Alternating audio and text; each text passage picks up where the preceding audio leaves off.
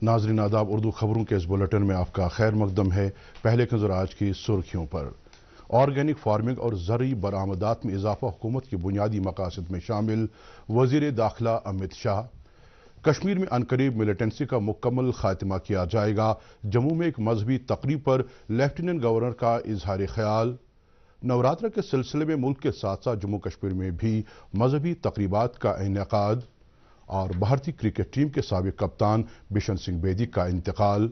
वजीर आजम और खेल शायकीन का इजहार रंज। खबरें तफसील से। दाखिली अमूर और इमदादी बाहमी के मरकजी वजीर अमित शाह ने कहा कि मुल्क में 2027 से कबल नामियाती खेती में 2 करोड़ से ज्यादा किसानों को शामिल किया जाएगा। उन्होंने कहा कि बहुत से किसानों ने अब नामियाती खेती का रुख किया है और हुकूमत इस बात को यकीनी बनाने पर काम कर रही है कि उन्हें नामियाती मसनूआत का फायदा हासिल हो। अमित शाह ने बात आज नई दिल्ली में national cooperative for exports limited का लोगो, वेबसाइट और ब्रोशर का आगाज करते हुए कही। उन्होंने कहा कि मुल्क में नामियाती खेती को फरोग देने के लिए मुख्तलिफ इकदाम किए गए हैं। उन्होंने ये भी कहा कि मरकज का मकसद मुल्क की इमदादी बाहमी के सेक्टर को मुस्तहकम बनाना है। वजीर मौसूफ ने मजीद कहा कि ज़रूरी बरामदात में इजाफा और किसानों को इख्तियार बनाना हुकूमत के मकासद में शामिल है।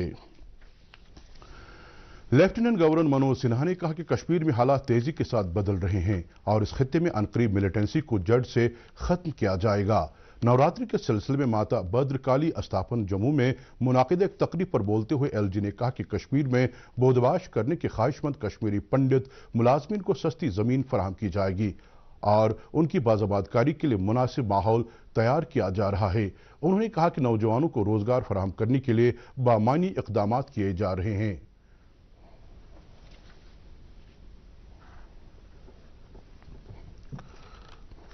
मरकजी वजीर ममलकत डॉक्टर जितेंद्र सिंह ने कहा कि साल 2014 में इक़्तिदार संभालने के बाद सरकार ने अवामी फलाह बहबूद के कई इक़दाम किए जिनके मुस्बत नताइज सामने आए हैं। नई दिल्ली में अनुभव अवार्ड 2023 के सिलसिले में मुनाकिदा एक तकरीब से खिताब करते हुए उन्होंने कहा कि मुतअद्दिद अवामी खिदमात को डिजिटल मोड पर दस्तियाब रखा गया है, जिसके नतीजे में लोग बेहतर अंदाज में सहूलियात से इस्तिफादा कर रहे हैं। उन्होंने कहा कि मुल्क में लागू कई बेमानी कवानीन को खत्म किया गया, जबकि अवामी मफाद में कई नए कवानीन लागू किए गए। तकरीब से दीगर कई शख्सियात ने भी खिताब किया। महानामी का त्यौहार आज मजहबी अकीदत के साथ मनाया जा रहा है। इस सिलसिले में मुल्क भर और बैरून मुल्क मंदिरों में खुसूसी पूजा पाठ हो रही है, जिसमें श्रद्धालुओं की एक बड़ी तादाद शिरकत कर रही है। महानवमी के सिलसिले में मंदिरों को सजाया गया है। इसके साथ ही नवरोजा दुर्गा फेस्टिवल इख्तिताम को पहुंच रहा है। वादी में भी नवरात्रि का त्यौहार इंतहाई जोशो खरोश और मजहबी अकीदत के साथ मनाया गया। इस सालाना त्यौहार में अकीदतमंदों की एक बड़ी तादाद ने शिरकत की। वादी के मुख्तलिफ मंदिरों को रोशनियों से सजाया गया था। श्रीनगर के दुर्गा नाग मंदिर में हुई खुसूसी पूजा में मुल्क के कई इलाकों से आए श्रद्धालुओं ने शिरकत की। इस खुसूसी पूजा सभा में जम्मू कश्मीर की खुशहाली और तरक्की के लिए प्रार्थना की गई। नवरात्रि के सिलसिले में मटन अनंतनाग के सूर्य मंदिर में भी खुसूसी पूजा सभा मुनाकिद हुई। इस सभा में जम्मू कश्मीर के मुख्तलिफ इलाकों से आए श्रद्धालुओं ने हिस्सा लिया और जम्मू कश्मीर की खुशहाली के लिए प्रार्थना की। श्री मारतंड तीर्थ ट्रस्ट के सदर अशोक सिद्धा ने इस मौके पर अपने ख्यालात का इजहार करते हुए कहा कि नवरात्रि त्यौहार और पूजा सभा के इनेकाद में मकामी मुसलमानों और सिख बिरादरी से वाबस्ता अफराद ने अपना ताउन दिया। उन्होंने कहा कि कश्मीर के लोगों ने इस तरह एक बार फिर आपसी भाईचारे और रवादारी का मुजाहिरा किया है। खरियार हब्बा कदल में वाक़े भगवान गोपीनाथ जी आश्रम में भी नवरात्रि के मुनासिबत से एक प्रार्थना सभा मुनाकिद हुई। इस मजहबी तकरीब में श्रद्धालुओं की खासी तादाद ने शिरकत की। पूर्ण आहुति के बाद सभा के शुरका में प्रसाद तकसीम किया गया। साबिक भारतीय क्रिकेटर और टीम इंडिया के साबिक कप्तान बिशन सिंह बेदी आज इंतकाल कर गए। वो 77 वर्ष के थे। बिशन सिंह बेदी ने 1967 से लेकर 1979 तक भारतीय क्रिकेट टीम के लिए 67 टेस्ट मैच और 10 एक रोजा बैन अवी मैच खेले। वो टीम में एक स्पिन बॉलर की हैसियत से खेलते थे। वज़ीर-ए-आज़म नरेंद्र मोदी ने बिशन सिंह बेदी के इंतकाल पर अफसोस का इजहार किया है। अपने ताज़ती पैगाम में उन्होंने कहा कि भारत ने एक ऐसे शख्स को खोया है जिसने क्रिकेट की तारीख में अपना एक मुनफरिद मकाम बनाया था। وزیر اعظم نے بشن سنگھ بیدی کے اہل خانہ کے ساتھ ہمدردی کا اظہار کیا ہے۔ اس دوران ملک بھر کے کھیل شائقین نے بشن سنگھ بیدی کے انتقال پر رنج و غم کا اظہار کیا ہے۔ اس دوران لیفٹیننٹ گورنر منوج سنہا نے آج نگروٹا جموں جا کر سلیکشن گریڈ کانسٹیبل آنجہانی لوکیش سنگھ کے اہل خانہ کے ساتھ تعزیت کا اظہار کیا۔ انہوں نے آنجہانی کے کنبے کو سرکار کی جانب سے ہر ممکن امداد کا یقین دلایا۔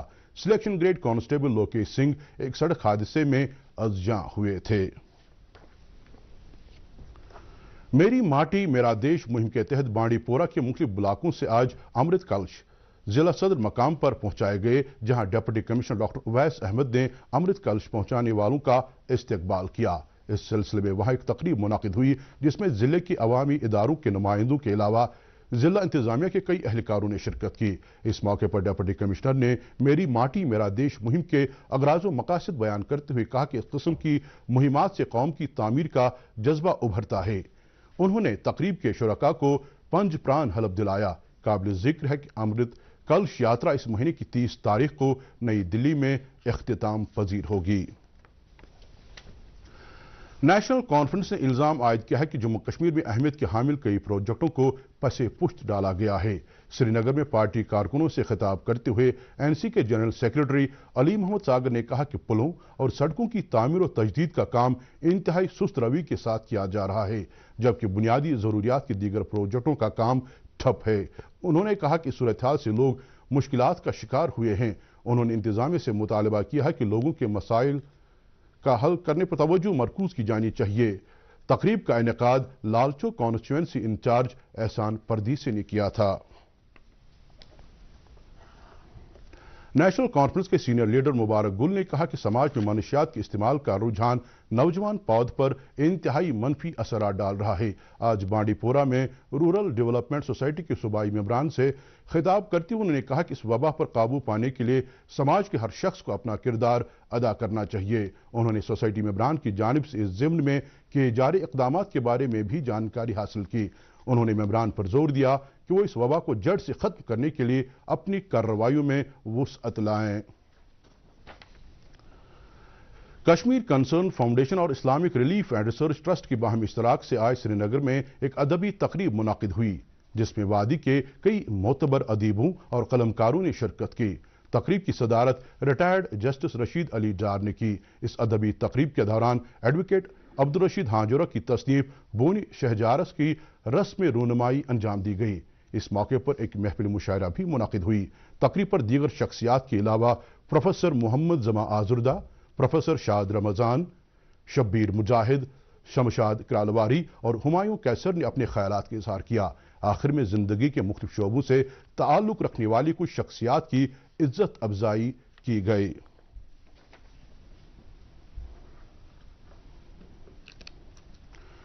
سی آر پی ایف کی جانب سے آج لتھ پورہ اونتی پورہ میں خون کا عطیہ دینے کا ایک کیمپ منعقد ہوا، جس میں فورس کے کئی جوانوں نے شرکت کر کے اپنے خون کا عطیہ دیا۔ اس موقع پر موجود سی آر پی ایف کے افسروں نے کہا کہ یہ کیمپ شہید جوانوں کو خراج عقیدت پیش کرنے کی غرض سے منعقد کیا گیا ہے۔ انہوں نے کہا کہ سینٹرل ریزرو پولیس فورس نے جموں کشمیر میں قیام امن کے لیے کئی ساری قربانیاں دی ہیں۔ پہاڑی ضلع کپواڑہ کی وادی لولاب میں فوج کی جانب سے ایک میلہ منعقد ہوا۔ لولاب فیسٹیول 2023 کے نام سے منعقدہ اس میلے میں موسیقی اور لوک سنگیت کے کئی پروگرام منعقد ہوئے۔ اس میلے میں کپواڑہ کے اطراف و اکناف سے آئے لوگوں نے شرکت کی۔